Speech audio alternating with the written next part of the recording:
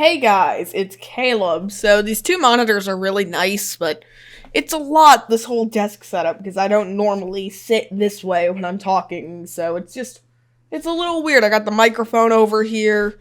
It's very crowded. It's cramped. That's the word. Why am I ad-libbing? So, Christmas Eve did not exactly go how I expected it to. Normally, we children go to bed early and dream of possessed fruit performing dancing rituals. But I was up until 2:30 in the morning. Why? Was I too excited for old Saint Nickelodeon to arrive and give me 2 more front teeth? No, this was all on purpose. About a month ago, my brother, let's call him Benjamin, wanted to fly home from his house in the Wild West for Christmas. My dad, let's call him Dad, went online to look for plane tickets and he saw that Airline name withheld so that this doesn't sound like a sponsored video. Airlines was doing $0 flight deals just for that one day. Unfortunately, there were added fees for carry-ons, booking, boarding, and the little bags of pretzels, but still, $150 to fly from Colorado to Connecticut round trip is pretty good. Except we live in New York. Since Ben was flying home on Christmas Eve, we knew that night would be a little different. So soon enough, me, my dad, and my second brother Josh all hopped in the family truck and traveled down to Hartford. The drive down there was uneventful. We left at 6 p.m., knowing that it would be a little over 2 hours drive, and then we could stop for dinner in Connecticut before picking Ben up at 9. Now everyone thinks of driving home for Christmas. It's like that song. What song was Grandma got run over by a reindeer, that's it. But that wasn't us. We were driving as far away from Christmas as possible. Once we got to Connecticut, we stopped at a Japanese restaurant. I had teriyaki and displayed my amazing chopsticking skills. Now get out your study guides, kids, because you get to guess what happened after dinner. A, we turned around after getting dinner and forgot that Ben was still in Connecticut.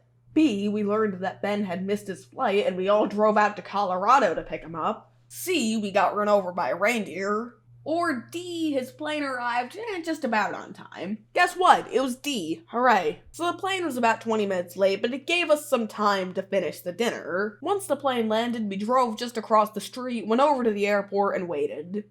And Ben never got off the plane. That's all, folks. No, it's not. Apparently some other plane was at the gate and my brother's plane couldn't unload. They planned these things out months in advance and now they're having scheduling issues on who's gonna get to the gate on time. As I discussed in my Denver video, I've been in this situation myself, except at least that was a layover flight and there was the added stress that we were afraid we'd miss our connection if we couldn't get off the plane in time. Here, the plane was yards away from the destination, and everyone on there was so close yet so far. So there we were in my dad's truck watching the plane land from the cell phone parking lot.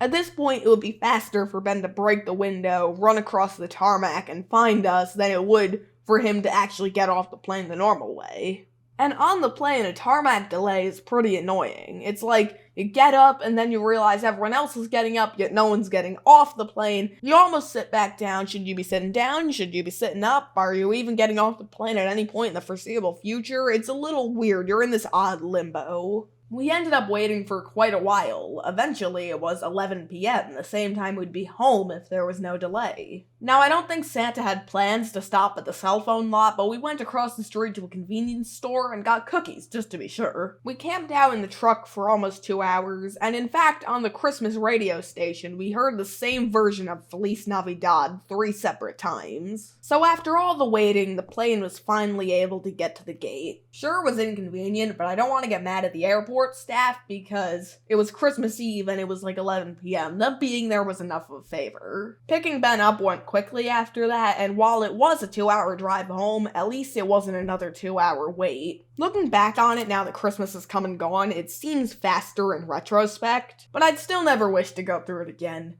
In conclusion, I do not wish any of you a Merry Christmas or a Happy Holiday Season because I already did that in the last video. I'd end the video here, but I also have to do my little announcements for the channel in 2023 videos, so I'm gonna do that right now. So it is the end of 2022, and that just feels weird. It feels like no time has passed at all. What have I done this year? I finished Daily Caleb, and I uploaded a total of 3 new Tommy videos. That is an improvement. I also uploaded a total of 3 new Steve's Adventures episodes. That is an improvement by well over 100%. And then I wrapped up the year with a Christmas special. If I were grading myself, I'd say I'd give myself a B this year, because I uploaded content I'm incredibly proud of. Caleb McGrath Christmas and Irritation Technology took so much time and effort to make, and they came out really well. But there were long periods where I did nothing on the channel. After Daily Caleb ended, I kind of needed a break, so that's excusable, but the other times, like in October and November, I barely uploaded anything. Yeah, that's weird.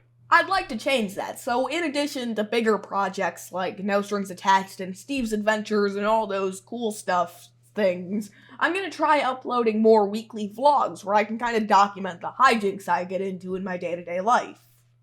Like school. I might not upload vlogs on weeks when I'm doing something else, but it should be a fun side project. And that won't be all I do. I'll try making more original shorts. I really enjoyed making Criminal Inactivity. That little skit was a lot of fun. My more complicated series should hopefully come out on more of a schedule. Steve's Adventures should release about once a month, and No Strings Attached every 3 to 4 months. In fact, I've had a new Tommy episode written for a couple months now, and it probably would have been done by now had production on our Christmas short and weather conditions and everything not gotten in the way. So keep on the lookout for all that in the new year. That is about all. Thank you for watching and staying around till the end.